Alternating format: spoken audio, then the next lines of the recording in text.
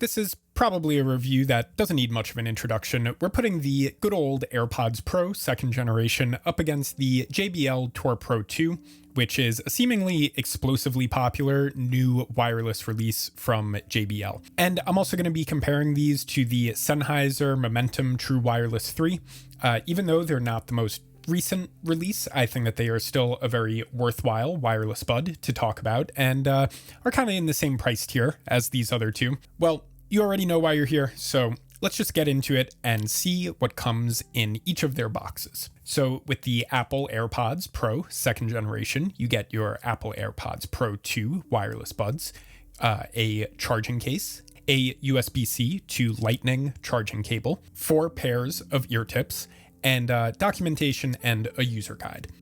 Then for the JBL Tour Pro 2, you get your Tour Pro 2 wireless buds, your charging case, a USB to USB-C charging cable, 3 pairs of ear tips, and documentation and a user guide. And then finally for the Sennheiser Momentum 3, you get your Momentum 3 true wireless buds, a charging case, a USB-C cable, 4 pairs of ear tips, 3 pairs of ear fins, and documentation and a user guide. I'll make this quick. You can get 10% off a wide array of brands and items from the Audio 46 online store by applying promo code Chris10 at checkout, and you'll also help support the channel that way. The code may not work for all brands and items, but if you're having issues with the code, try shooting Audio 46 customer support an email and they should be able to help you. I'm including links to purchase the JBL Tour Pro 2 and Sennheiser Momentum True Wireless 3 from Audio 46 down below. If you purchase them specifically by clicking on those links, you will help support the channel, and I will be very, very grateful. Okay, now that that's out of the way, let's start with how each of these are going to feel when they're in your ears. So the JBL Tour Pro 2 and the AirPods Pro 2 have very similar fits, sitting at a shallow point at the opening of a listener's ear canal. The Sennheiser Momentum 3, however, was designed with a longer nozzle and finds a moderate depth in the ear canal that reaches deeper than either the JBL or the AirPods. In order from the most relaxed to the most snug fit, we have the AirPods, followed by the Tour Pro 2, and then finally the Momentum 3 for the most snug fit. While I find all three to be conducive to working out and casual listening alike fit-wise, the snug fit on the Momentum 3 might be the best, I guess, most secure workout pair, but this is only going by fit. I guess one feature that I want to bring up about the AirPods Pro 2 that's a little concerning is that the fit might be a little too shallow and relaxed. I'd use the largest ear tip size to have them sit securely in my ears, despite usually needing only a medium-sized ear tip for nearly all other buds that I've worn. While this may not present an issue for most listeners, those with larger ear canals might struggle to get the fit quite right with the AirPods Pro 2nd generation. But that's really my only gripe. I would say overall, all three of these are pretty comfortable. And that's about it for the fit. When it comes to the style and build quality, you can have a look for yourself. I would say that in general, all of the buds have a pretty neutral and subtle presentation, and this category may not be the true deal breaker or maker for someone choosing between these three. I can't really help myself from pointing out, though, how much cheaper the AirPod Pro 2's plastic build looks and feels in comparison to the sturdier and more fortified plastic that went into the Tour Pro 2 and Momentum True Wireless 3. There's also something similar to be said for the different carrying and charging cases. The AirPods case is composed of the same, I guess, kind of cheap plastic that went into the buds and is glossy in a way that seems like a magnet for smudge and scratch marks. The case for the JBL Tour Pro 2, though, is very impressive for both its inclusion of seemingly maybe metallic materials as well as the touchscreen, but I'll talk more about that shortly in the next section. And then finally, we have the Momentum 3, which I would just say has a very classy and sophisticated case that's covered in this kind of textured mesh-like fabric. So I would say that when it comes to general build quality, I'll call it a draw between the JBLs and the Sennheiser. The AirPods Pro 2 are just a step below in comparison. All right, so now you want to know what all the specs are, what you're getting yourself into with each of these. Here you go. Take a look at that screen. I'll talk a little bit about it, but there's the information for you. Pause it if you have to.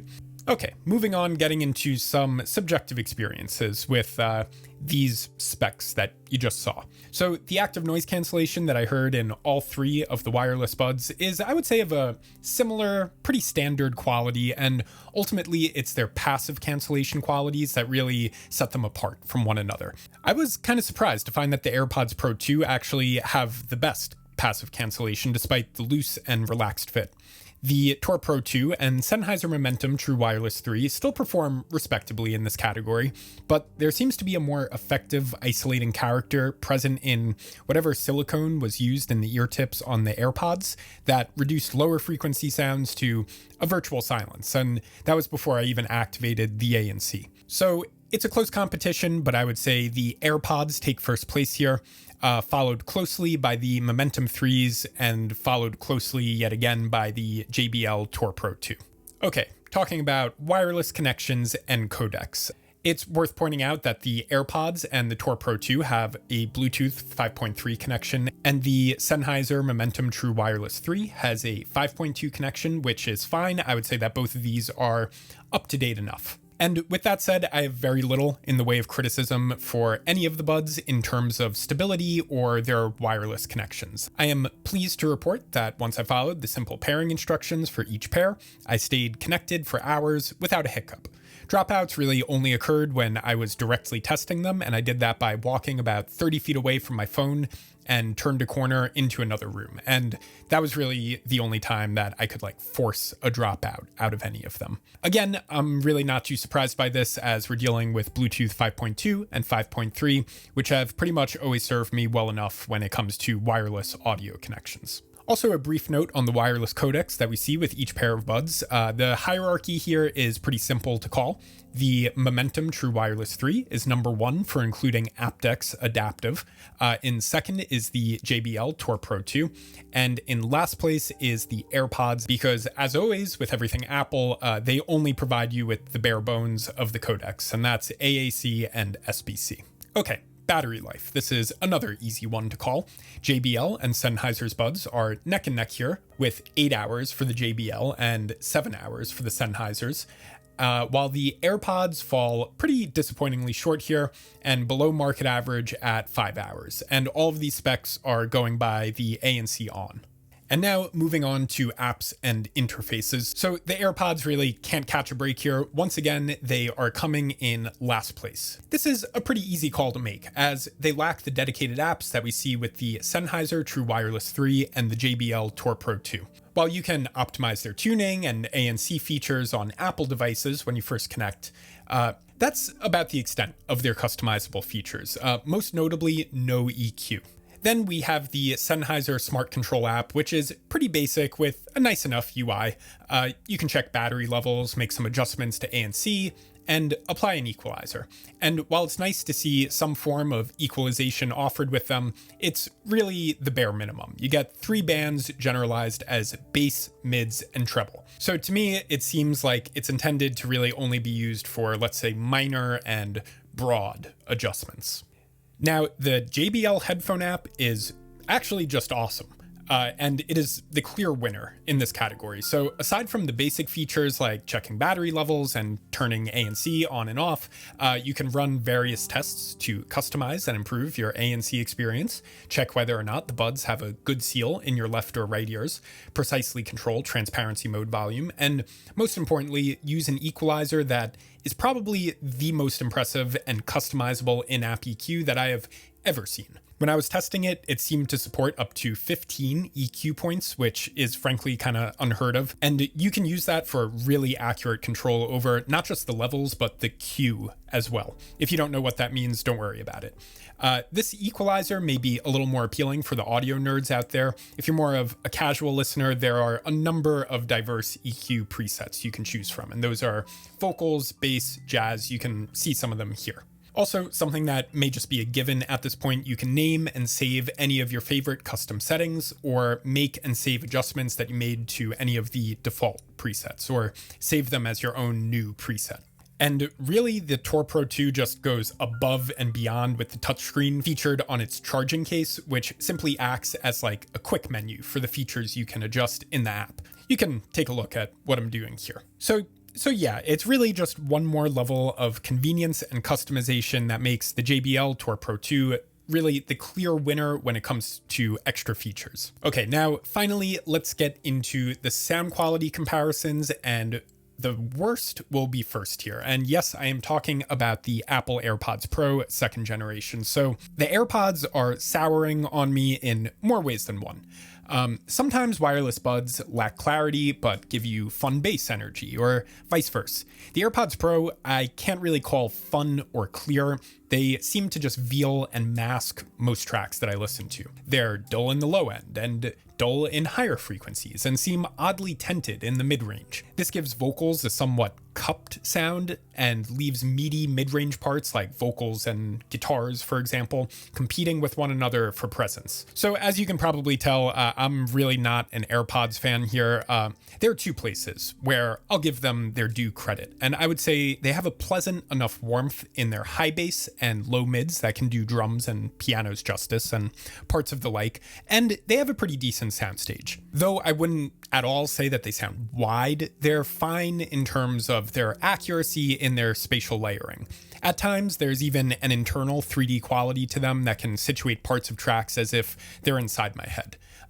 Last bit of credit that I'll give to them is that this dull tuning is pretty inoffensive, and listeners don't have to worry about shrill, painful, or peaky higher frequencies. In fact, I'm going to guess that a lot of people are going to be left wishing for a little something extra out of the treble. There really just isn't a sparkle to the AirPods. Honestly, the solution here is frustratingly simple, and that's just that listeners should be given an EQ option rather than getting stuck with this bizarre, lifeless tuning, but it's Apple, and thus I kind of doubt that that will ever happen. Apple seems to have gone with the safest tuning that they could imagine in order to sell AirPods to the entire world. And the result is a lowest common denominator that lacks vibrancy or excitement. But moving on to the Momentum True Wireless 3 from Sennheiser. So the Momentum 3's balance is distinctly V-shaped, and if you don't know what that means, that just means boosted in its highs and lows and quietest in its mid-range. Now, of course, some people may have strong opinions on V-shaped balances, but the one I hear in the Sennheiser Momentum True Wireless 3 is, I think, fun and well done, mostly avoiding the overly quiet vocals that V-shaped frequency responses can sometimes produce. You can also get a more balanced sound out of them if you want by just bumping up the mids a little bit in the in-app equalizer. Honestly, I didn't have to do that. I'm really okay with this kind of V-shaped balance. So if big, fat, and fun bass is what you're after, the Sennheiser Momentum True Wireless 3 might be your best choice of these three pairs. While I found that the JBL Tour Pro 2 can pack a tight, punchy bass, it can't quite deliver the wall of rumbling bass energy that I heard in the Momentum 3. Also, if you're a bass-addicted degenerate, you can take things to another level by turning on the bass boost setting in the Smart Control app.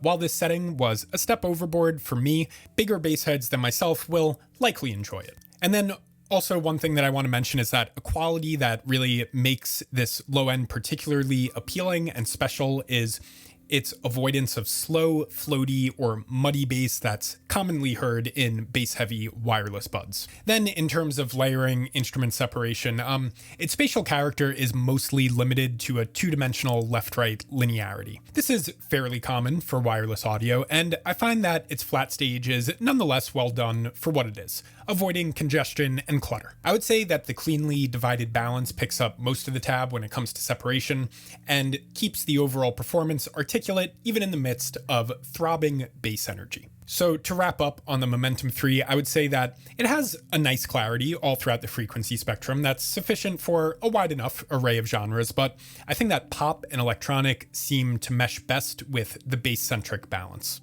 Now, finally, the JBL Tour Pro 2.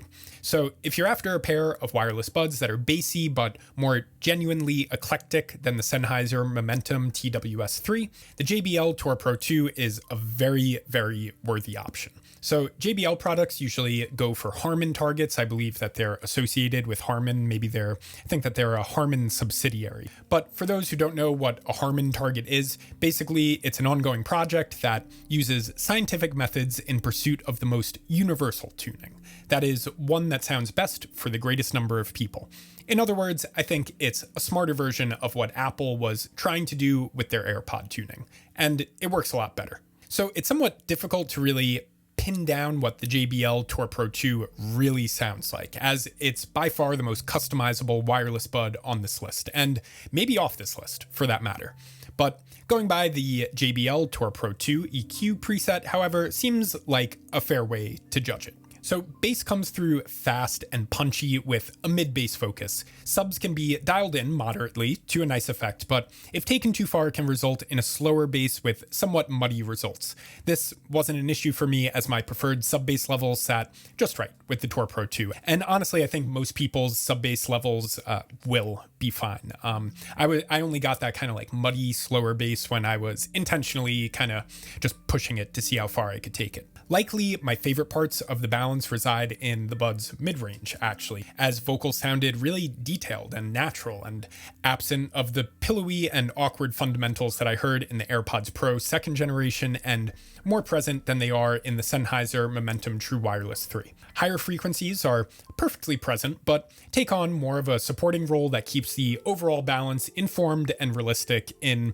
typical Harman fashion. If you want a brighter balance from the buds though, they respond to EQ in their higher frequencies, I would say surprisingly well, and avoid plasticky timbres. If you've played with wireless EQ presets, you probably know what I'm talking about there. So you don't really get that harsh artificial plastic sound, so long as you're not doing a fat finger boost on all frequencies, 2 kilohertz and above. So I would say that besides being compatible with the widest array of genres than any other bud on this list, the Tour Pro 2 surprised me with its layering and soundstage as well.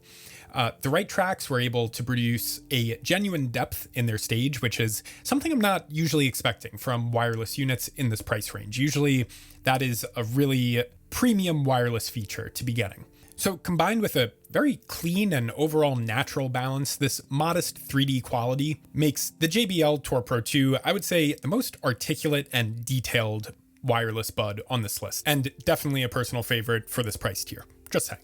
So I'll wrap things up concisely with this. If you're primarily a pop or electronic listener, there's a fun yet clean forcefulness offered in the low end of the Sennheiser Momentum True Wireless 3 that will probably give you what you're after. If you're a more eclectic listener, the JBL Tour Pro 2's exceptional versatility and articulation makes it a really appealing option. I would say that this review really just confirmed to me that AirPods' popularity is more of a cult appeal that is part of the Apple universe more than it is a part of the headphone universe, especially when you compare it to buds like the JBLs or the Sennheisers that were in this review. So I'll leave you with this. Get yourself something that offers you the most rather than choosing a name you're the most familiar with. You can get 10% off a wide array of brands and items from the Audio 46 online store by applying promo code Chris10 at checkout, and you'll also help support the channel that way. The code may not work for all brands and items, but if you're having issues with the code, try shooting Audio 46 customer support an email and they should be able to help you. I'm including links to purchase the JBL Tour Pro 2 and Sennheiser Momentum True Wireless 3 from Audio 46 down below. If you purchase them specifically by clicking on those links, you will help support the channel, and I will be very, very grateful. Anyway, this is Chris with Major Hi-Fi, and I'll see you guys next time.